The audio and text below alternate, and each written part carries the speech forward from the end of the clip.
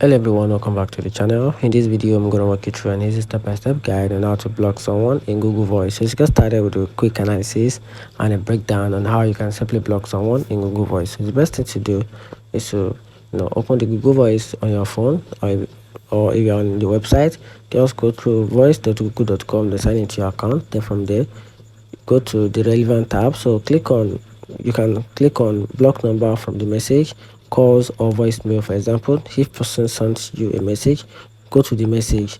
Then from there scroll through the list and locate the conversation or call log from the number you want to block. Then from there tap or click the free vertical dot text right to the next message or call entry. Then from there, from the drop down menu, tap on click block number. Then from there a pop-up will appear you to confirm that block again to finalize the option, and that's it. Find the video helpful, turn on the notification button and subscribe for more. Thanks.